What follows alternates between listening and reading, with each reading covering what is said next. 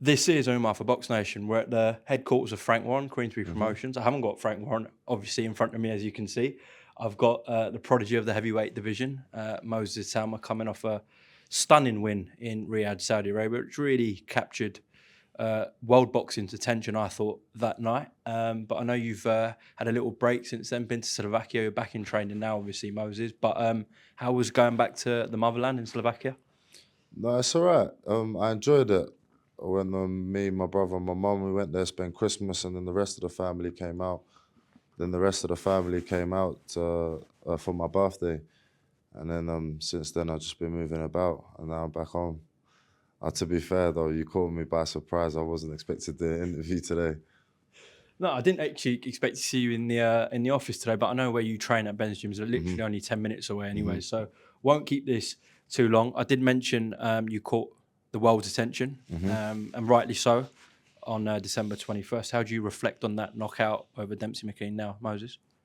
Like even now, I still don't really pat myself on the back with it because like the boxing world. Um, Although the boxing world didn't think I can do it, I knew that I could. So, and my team knew that I could do it. So, when I go and do a job like that, it's just like it's nothing much to be said. Really, it's just moving on to the next. Well, you were very honest beforehand. I remember you saying, if you can't do a job, or even worse, if you can't beat Dempsey McKean, you're in the Mm, wrong game. of course, if I am the person I think I am, I should breeze through him quite easily, and I just confirm that I'm the person I think I am. I think for us, looking from the outside, someone who isn't party to what happens in camp, who Hmm. sees you day in day out, just because he took Filip Hrgovic, well, he didn't take him the distance, got wiped out in the last round, but he took him all those rounds. For you to do it in the first round, for just the public and boxing fans, it was a massive statement because Moses Itauma stoppage was probably what people were going for, but maybe the sixth, maybe the seventh, not the first. And it was also the way you did it. It was just clinical, wasn't it? Hmm. We just followed the game plan. There was a game plan set up by my team. Followed it, got the job done, and there's nothing much to be said. I'm quite happy and grateful that Dempsey took the fight because, like, everybody in boxing knows that for me, getting fights is not easy, and and I called out a lot of names. Dempsey accepted the fight. I was like, cool. Like, he chose to fight me, so I'm obviously happy about that. But then I still needed to go out and do the job, and like I said, I'm not really surprised of what happened because I knew that was going to happen. And like I said, it's just on to the next. Yeah, I think as soon as you got out the ring, it was just like, this is another day. In Mm. the ring, though, I did see a little bit of emotion from you, just a little bit. Of course, because you got to realize every fight that I'll go into, let's say I've got a 10-round fight, you think that I must probably do about 100 rounds of sparring, maybe 300 rounds of pads and bag work, like hours and hours of running. Like when you get a fight that's done and dealt with, it's like, cool, I can rest now. Do you know what I mean? So it wasn't like, oh yeah, I'm surprised or anything. It was just like I was just happy that the fight went the way I wanted to go, and the training was all worked, and that's all over. Now I've had a bit of rest, and I've got to do it all again. Of course. Just the last one on that, though, to produce a viral knockout like that just before the biggest fight of the year, where, as I said, the world was watching, to deliver under that pressure. I know you're going to have many more pressure moments in your career, but Mhm. I think to go through that so early on in your career, that must be a huge benefit. I think I was a little bit naive when I turned professional. I just thought like, what was it? I heard a good quote the other day. Um, when it comes to me, I'll say it, but it's just basically like I thought success would kind of just happen overnight, and now I just realized that even though Dempsey McKean wasn't a tough fight, well, for me, it's like performing under the bright lights, performing in front of all these thousands of people, and performing like with millions of eyes watching you. It's like it put more pressure on me because of the event rather than the fight. I get you. So I was like, okay, cool. Like, it's not just getting through the fight; it's getting through all the opinions, all the fans, all the judges, all the eyes watching you around the world, the comment section. Do you get what I mean? So it's not easy, but I did kind of put that to one side. I just had to, I had to be blind about it. I kind of just went in there, done the job, and just I had to make it feel like it's like a sparring session, rather than the fight it is. And maybe I feel like that's how Dubois got so much success over Joshua, because it's like I don't think Dubois that really knew the magnitude of that event, whereas I feel like AJ did.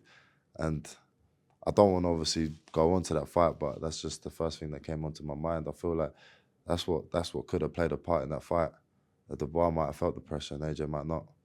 I know what you're saying. Dubois just went in there and just treated it as another day. So how are you going to approach fights moving forward? The same way. The same way as I have been. What, just another sparring session? Just another sparring session.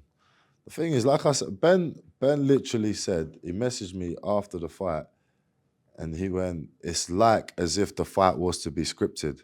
He was like, everything, he literally said before the fight, like this and this and this might happen. If that does happen, then you need to do this and this and this.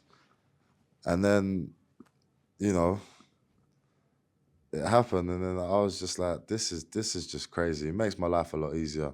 Like, I ain't got to think for myself. I just do what Ben tells me to do. And the problem is doing what he tells you to do under the bright lights. So it's one thing taking instructions, and then now it's taking instructions with thousands of people watching you, with millions of eyes behind the TV screen. So I feel like that's what I got to prepare for.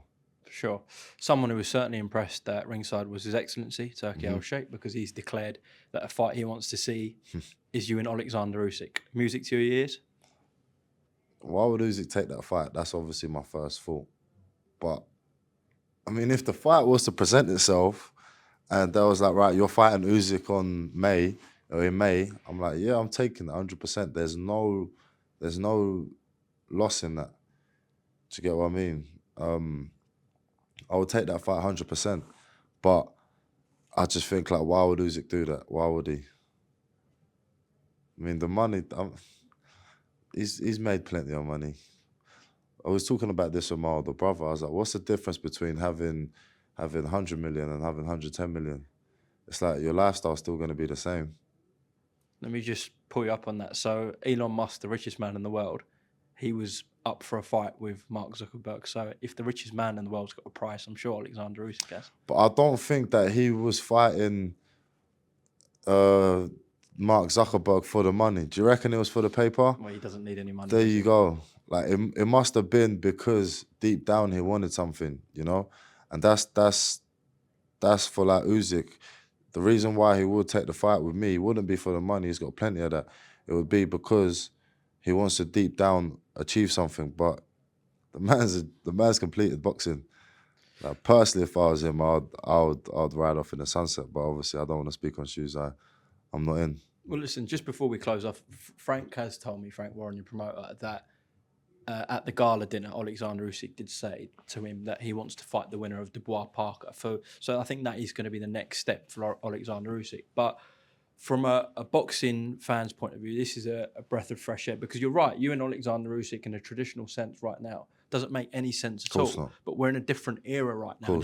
His Excellency wants to see the best fight the best. And what he's saying, essentially, is when Usyk fights Dubois Parker, whatever happens in that, is you're up next. He can't see anyone else. So, of course. Yeah. I can't disagree with you that I cannot disagree with that. What happens I if mean, you? I think I'm the best fighter in the world. I just go out and prove it. Like, at the beginning of my career, when I was saying this, people were calling me this, that, and that. So I don't care, because I know my ability, and I'm just slowly showing you what I'm capable of. And then it's only until It's only until I have a breakaway fight they're gonna say that. Like there was one of the fights. One of my friends, he said, "Oh, watch out for this guy." He was like, he's gonna be this and he's gonna be that. I was like, nah, he's too small. He can't punch or he can't do this. He can't do that.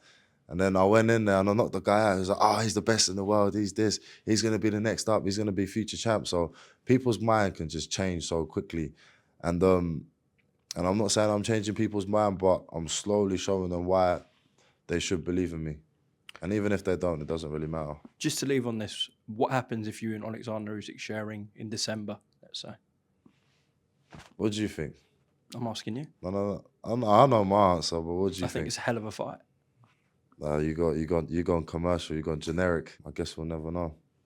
Well, we might find out if His Excellency does make it one day. Listen, Moses, appreciate your time.